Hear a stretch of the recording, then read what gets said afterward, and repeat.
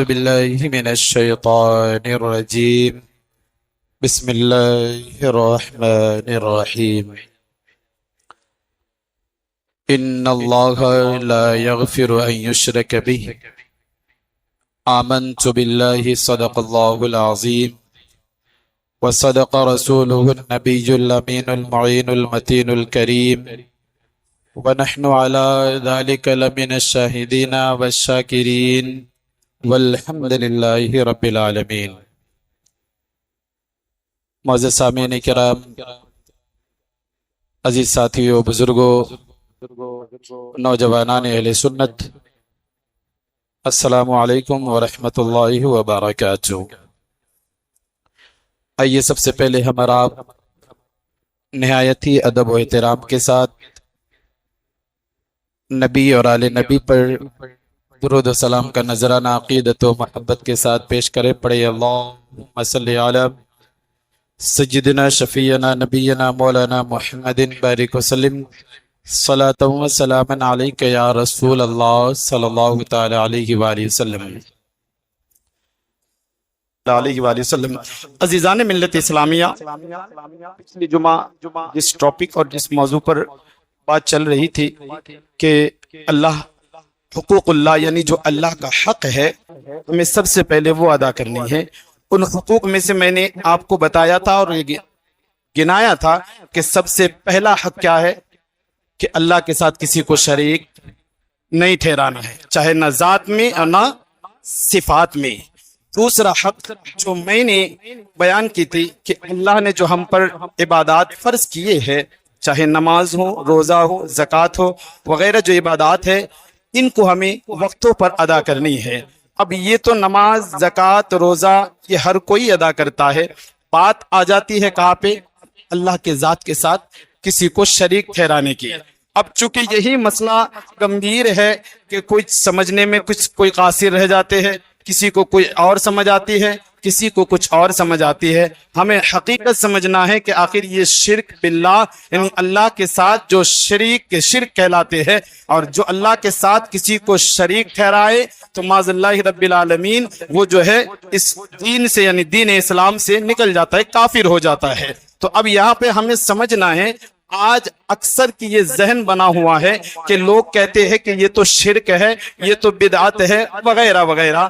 Exam کے طور پر میں آپ کو بتانا چاہوں گا، تفصیل میں نہ لے جاتے ہوئے صرف ذہن میں ایک دینا چاہوں گا۔ ہم اہل سنت و جماعت ہے، آج ہم بدنام ہیں، کیوں؟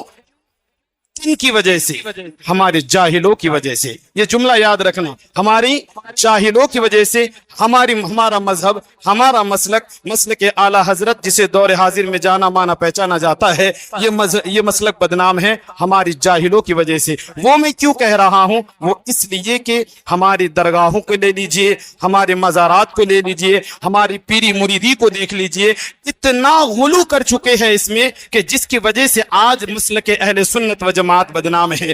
جبکہ ہمیں غور کرنا چاہیے کہ آخر مسلک اہل سنت و جماعت ہمیں درس کیا دیتا ہے، ہمیں پیغام کیا دیتا ہے، ہمیں دین کے بارے میں حکم کیا دیتا ہے۔ عزیزان ملت اسلامیہ، آج میں آپ کو بتانا چاہوں گا، اگر پیروں کی پہچان کرنی ہے، آپ کو پہچاننا ہے کہ پیر کیسا ہے، تو میرا ایک جملہ یاد رکھنا، آپ اس کو ذہن میں بٹھا لینا، جس پیر کے مرید اگر کوئی عالم ہو، سمجھ جانا یہی حقیقی پیر ہے، اور جس پیر کے مرید کوئی جاہل ہو، بلکہ پورے جہالت، پورے جہلا اس کے مرید بن رہے ہیں، سمجھ جانا کہیں نہ کہیں اس کے شجرے میں گڑبڑ ہے، کہیں نہ کوئی معاملہ خراب ہے۔ یہ اس لیے کہہ رہا ہوں، آج دور حاضر میں الحمدللہ پیری مریدی کے نام پہ ہم سنیوں کو بدنام کیا جا رہا ہے۔ اب مزارات کے مجاوروں کو لے لیجئے، مزارات کو دیکھ لیجئے، جب ہم اس عرس کے موقع پر جاتے ہیں، ان میں حاضری دیتے ہیں، تو کہیں نہ کہیں کچھ مزارات ایسے ہیں جہاں ہمیں خود شرم آتی ہے وہاں انٹری کرنے میں، وہاں داخل ہونے میں، کہ آخر ہم آتے ہیں اللہ کی بارگاہ میں ان مقرب بندوں کو وسیلہ بنانے کے لیے، لیکن معاذ اللہ رب العالمین ہماری نظریں پڑتی ہے تو کوئی پیشانی جھکا رہا ہے، کوئی چوم رہا ہے، کوئی رگڑ رہا ہے۔ یہ مسلک اعلیٰ حضرت نہیں ہے۔ تو میں آپ کو بتانا چاہوں گا، آج دور حاضر میں کچھ لوگ ہمیں ٹارگٹ بناتے ہیں، ہمیں نشانہ بناتے ہیں، اور نشانہ بنا کر کہتے ہیں یہ تو جو معاذ رب العالمین شرک ہے، تو میں ان کو بتانا چاہوں گا تم جس کی وجہ سے پوری مسلک کو کر رہے ہو، مسلک اہل سنت و جماعت کو بدنام کر رہے ہو، ذرا ان بزرگان دین کی ہسٹری کو دیکھ لو۔ کیا تم نے کبھی مسئلہ حضرت کو پڑھا ہے؟ کیا تم نے مفتی اعظم ہند کو دیکھا ہے؟ کیا تم نے تاج شریعت کو دیکھا ہے؟ کیا تم نے حجت الاسلام کو دیکھا ہے؟ کیا تم نے حافظ ملت کو دیکھا ہے؟ کیا تم نے غریب نواز کو دیکھا ہے؟ کیا تم نے بابا تاج الدین ناگپوری کو دیکھا ہے؟ کیا تم نے دور حاضر میں حضور محدث کبیر کو دیکھا ہے؟ بھی نہیں اور بھی نہیں، تو میں ان کو کہنا چاہوں گا کہ مسیح کے پہلے سنت کو بدنام کرتے ہیں، میرا یہ پیغام ہے اور تبلیغ قبول کرتا ہوں کہ شاگردوں بدنام ہے اپنی عالموں کی وجہ سے اور اہل سنت بدنام ہے ہمارے چلیے کی وجہ سے۔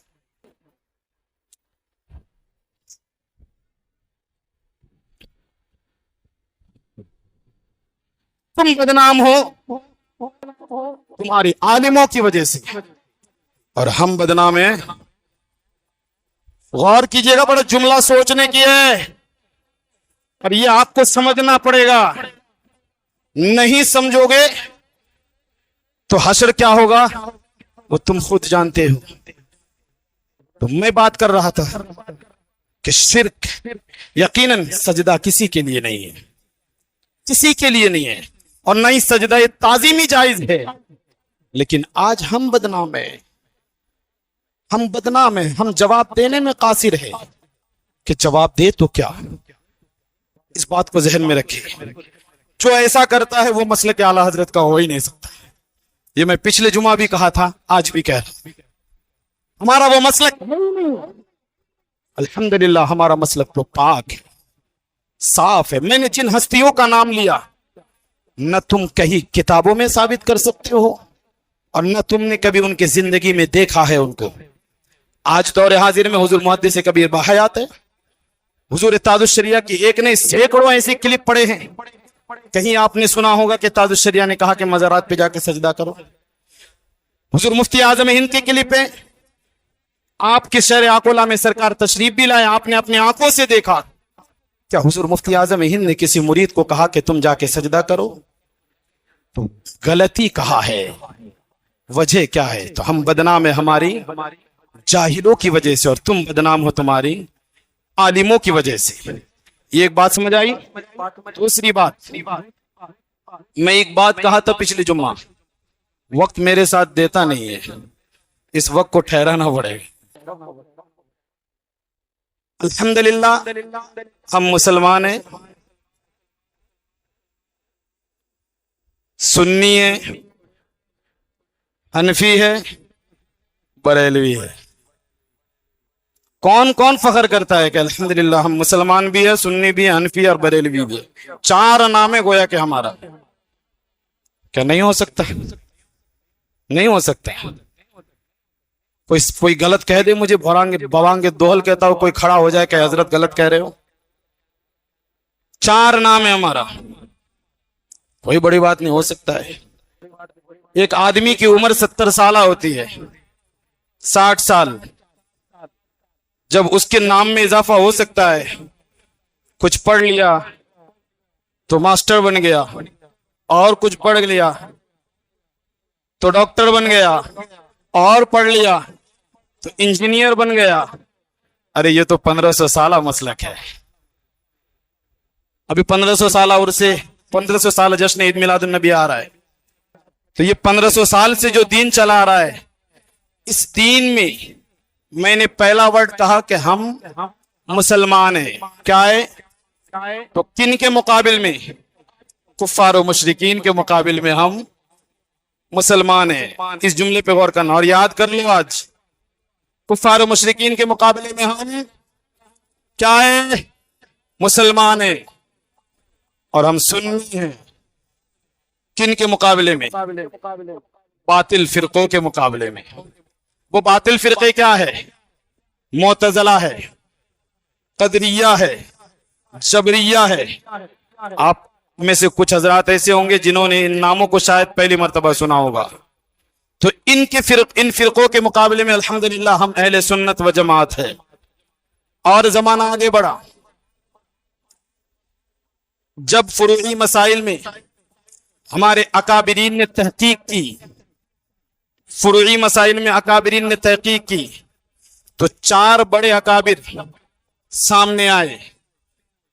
پہلا امام اعظم ابو حنیفہ، دوسرا امام شافعی، تیسرا امام مالک، اور چوتھا امام احمد بن حنبل۔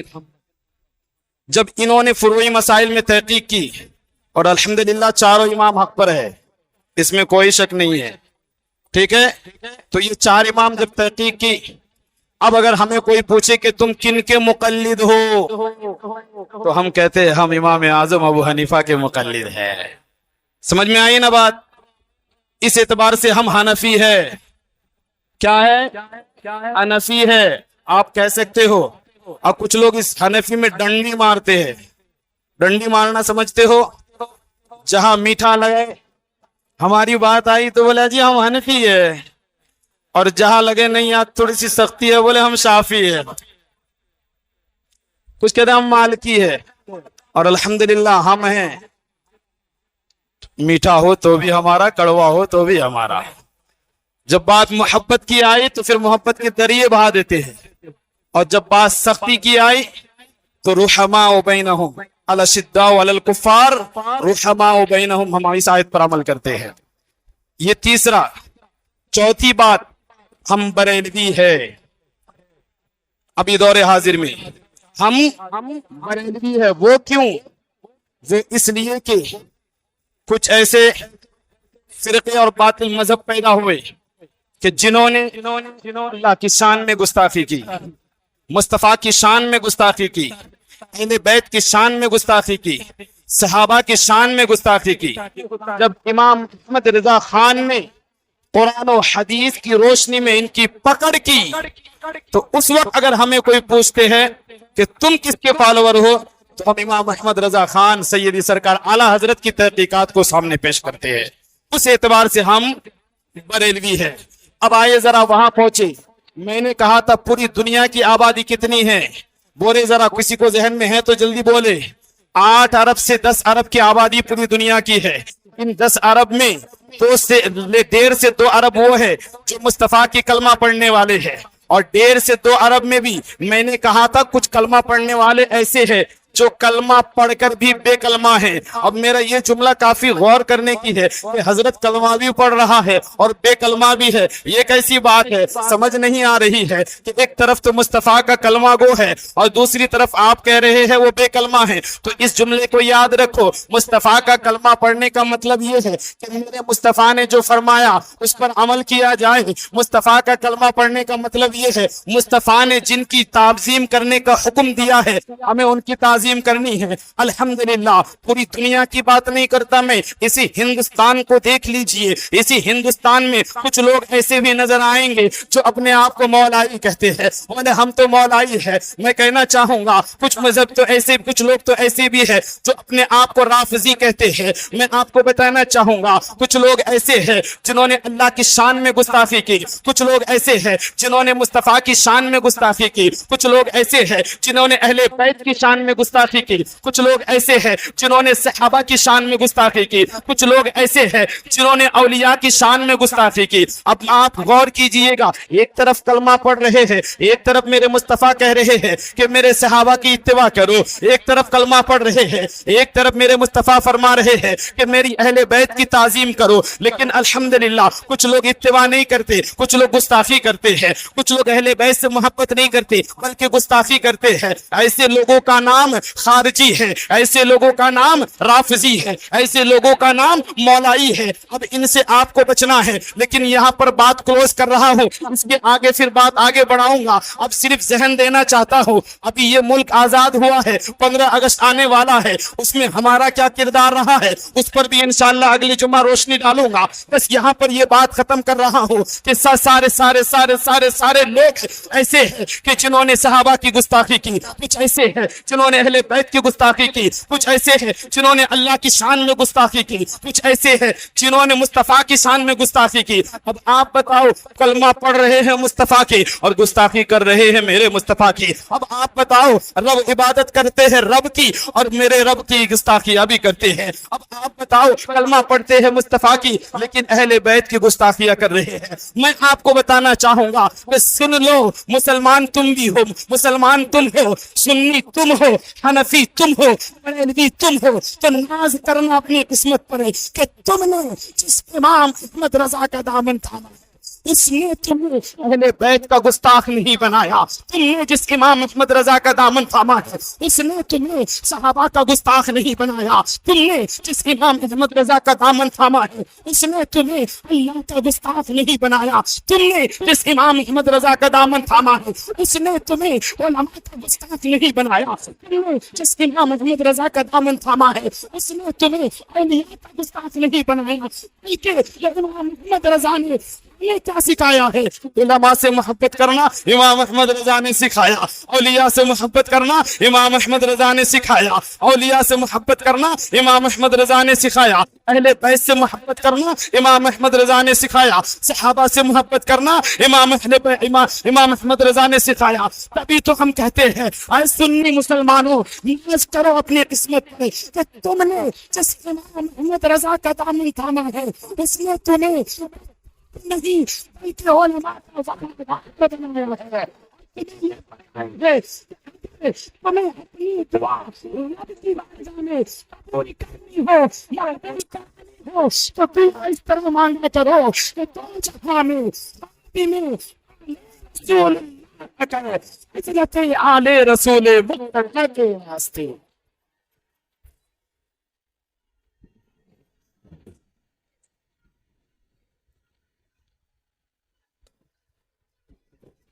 یہ ہے مسلک اعلیٰ حضرت، گستاخی نہیں، ہمیں تو وفادار بنایا۔ پڑھو نا احمد رضا کو، پھر الزام لگانا سنی سنائی باتوں میں ہمارے جاہلوں کی وجہ سے، تم درگاہوں کی وجہ سے، جاہل مجاوروں کی وجہ سے مسلک اعلیٰ حضرت پر تہمت لگانا، اور تہمت لگانا کتنا بڑا جرم ہے یہ آپ خود جانتے ہو۔ کسی پر تہمت لگانے سے پہلے اس کی اسٹڈی کر لیا کرو، پڑھ لیا کرو۔ اور آج میں ایک جملہ کہا کرتا ہوں، یوٹیوب سے دین سیکھا نہیں جاتا ہے، اس سے پہلے بھی کہا، آج پھر دوہرا رہا۔ یوٹیوب میں آپ حقیقت واضح نہیں کر سکتے۔ اگر آپ کو سچا کا دین سمجھنا ہے تو علماء کی صحبت اختیار کرنی ہوگی، علماء کی بارگاہ میں آپ کو بیٹھنا ہوگا، سمجھنا ہوگا۔ میں بات چل رہی تھی ہماری کہاں پر اللہ کے ساتھ کسی کو شریک ٹھہرانا۔ اب یہاں پر کچھ لوگوں کو مغالطہ ہوتا ہے اور کہتے ہیں کہ معاذ اللہ رب العالمین اللہ کے علاوہ کسی سے نہیں مانگ سکتے، ایک جملہ ہے۔ جبکہ میں آپ کو قرآن کی ایک آیت سنا کر اپنی بات کو ختم کر دوں گا، اس کے آگے انشاءاللہ بات چلے گی۔ انما ولیکم اللہ ورسولہ والذین آمنوا، اس آیت کا ترجمہ بے شک تمہارا مددگار اللہ ہے، رسول ہے اور مومنین ہے۔ کون مومنین؟ جو نماز ادا کرتے، زکوٰۃ دیتے، اللہ کی عبادت کیا کرتے ہیں۔ یہ رب فرما رہا ہے۔ ولی کا معنی مددگار، دوست، ٹھیک ہے۔ تو اب کیا آپ اس آیت کو دیکھتے ہوئے یہ حکم لگائیں گے کہ معاذ اللہ اللہ نے خود شرک کیا؟ نہیں نا، کوئی نہیں سکتا۔ اب ایک چیز یہاں غور کرنے کی ہے، انشاءاللہ آگے اس ٹاپک پہ بات ہوگی کہ مدد صرف اللہ سے ہی لے سکتے، یہ جملہ کافی معنی رکھتا ہے، اور اس کو آپ ذہن میں رکھیے۔ انشاءاللہ دلائل کی روشنی میں قرآن بھی پیش کروں گا، حدیث بھی پیش کروں گا، اور مدد اللہ کے علاوہ کسی سے مانگنا اگر شرک ہے تو آپ ذرا خود غور کیجئے گا، فیصلہ آپ کے ہاتھ ہے، جیسا کہ میں کہا کرتا ہوں کہ آپ خود فیصلہ کیجئے گا میں صرف آپ کے سامنے قرآن اور حدیث کو سامنے رکھوں گا انشاءاللہ۔ تو میں اپنی بات کو صرف یہی پر ختم کرتا ہوں اور دعا کرتا ہوں کہ اللہ رب العزت ہمارا یہ مسلک اہل سنت و جماعت کو ان جاہلوں سے اللہ پاک حفاظت فرمائے۔